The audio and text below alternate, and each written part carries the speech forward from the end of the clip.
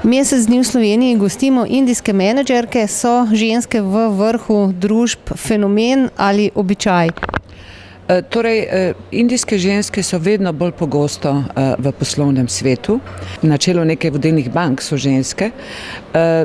Tudi javna podjetja, katerih menedžerke so danes tukaj vaši gostje, zelo pogosto zaposlujejo sposobne indijske ženske. Tako da mogoče ni tako pogosto kot v Sloveniji, vendar indijska ženska je vedno bolj prodorna, tako v zasebnih družinskih podjetjih, kakor tudi v javnih in tudi velikih korporacijah. Well, I would like to say that this is the first time that we have a program which is dedicated entirely to women managers coming from state-owned companies in India. There are a number of programs held all year round for all kinds of groups of managers, but an all-women program, I think this is a pioneering program, we are very happy to say. Kje pa so priložnosti za slovenska podjetja na tem velikem trgu? Torej, kaj lahko majhna Slovenija ponudi ogromni Indiji? Lahko ponudimo veliko stvari. Predvsem lahko ponudimo izhodišče za indijski izvoz v Evropsko unijo. Kajti Slovenija je trg z 2 milijoni, vendar smo člani Evropske unije, skupnega trga, ki predstavlja 500 milijonov ljudi. Pot do Evropske unije preko Luke Koper je hitrejša, cenejša in okolju bolj prijazna.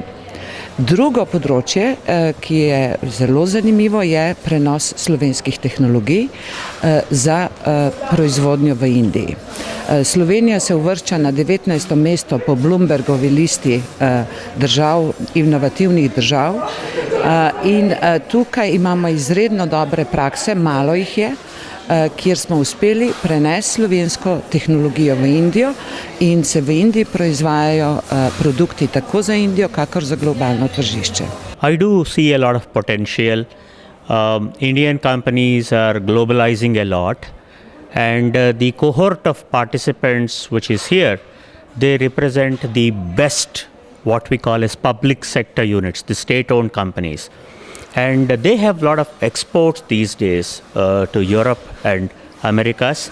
And we look at this opportunity as a definite kind of holding a lot of potential for the companies to go beyond the shores, shake hands and do business. Vaše podjetje že sodeluje na indijskem trgu. Kakšne so vaše izkušnje? Jaz sem iz Donice Snit, to so tesnilne sisteme. Mi delamo stele koncentrirano, razvijamo se leta pa pol, 2 leti v Indiji. Mi nimamo nobenega hude težave z njimi sodelovati, ker smo bili dovolj pripravljeni na te specifike, ki so na indijski trg, kastovske sisteme in smo dovolj dosti pripravljeni, da vemo, da treba potrebešljenje s njimi sodelovati, ampak tudi damo veliko od sebe, da razumemo, kaj pa želijo in se na ta način uspešno razvijamo v Indiji. Pričakujete, da boste danes na Gospodarski zbornici Slovenije navezali kakšne nove poslovne stike? Če gledam na kakšno so ljudi tukaj, kjer podjetje predstavijo, upamo, da bomo lahko sklepali kakšne dobre kontakte, ker naše produkte pa še zelo dobro, posebej na petrochemical industrije in vidim, tukaj so zelo dobro prisotni.